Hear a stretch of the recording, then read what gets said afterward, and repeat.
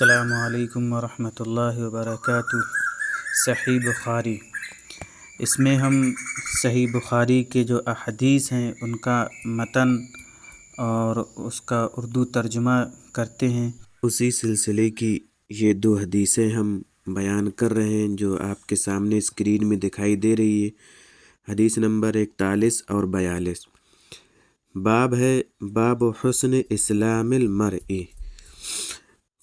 قال وبه حدثنا قال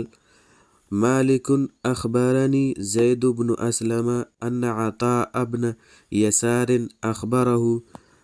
أن أبا سعيد الخدري أخبره أنه سمع رسول الله صلى الله عليه وسلم يقول إذا أسلم العبد فحسن إسلامه يكفر الله عنه كل سيئة كان زلفها وكان بعد ذلك القصاص الحسنة بعشر أمثالها إلى 700 ضعف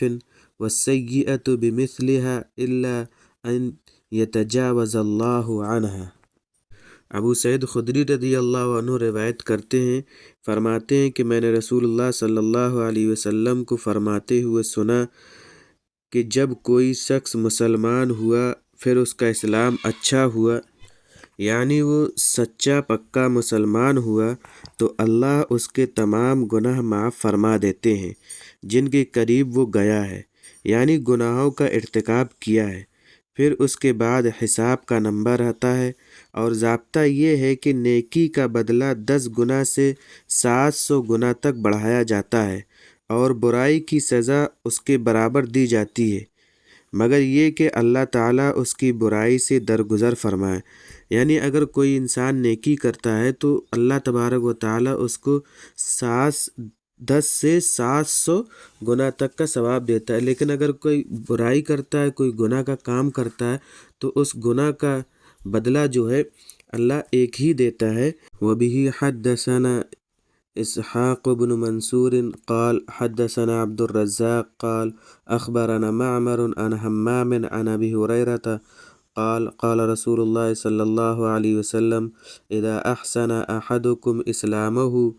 فكل حسنة يعملها تكتب له بعشر امثالها الى 700 ضعف وكل سيئة يعملها تكتب له بمثلها۔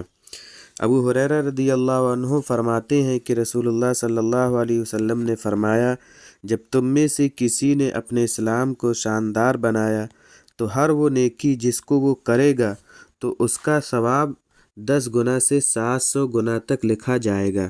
اور ہر وہ برائی جس کا وہ ارتکاب کرے گا اسی کے مانند لکھی جائے گی۔ ان حدیثوں میں یہ جو دونوں حدیثیں ہم نے بیان کی ہیں،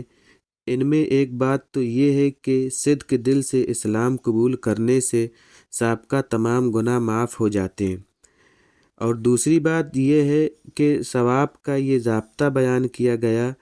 ہے کہ نیکی کا ثواب کم سے کم 10 گنا اور زیادہ سے زیادہ 700 گنا لکھا جاتا ہے، اور برائی کا گناہ برائی کے برابر لکھا جاتا ہے، مگر ایک استثناء ہے کہ اگر اللہ معاف فرما دے تو پھر بیڑا پار ہے، لیکن شرک کی معافی نہیں۔ جیسا کہ اللہ تبارک و تعالیٰ نے قرآن شریف میں ارشاد فرمایا ہے، ان اللہ لا یغفر ان یشرک بہ ویغفر ما دون ذلک لمن یشاء، کہ میں ہر چیز معاف کر دوں گا لیکن شرک میں ہرگز معاف نہیں کروں گا۔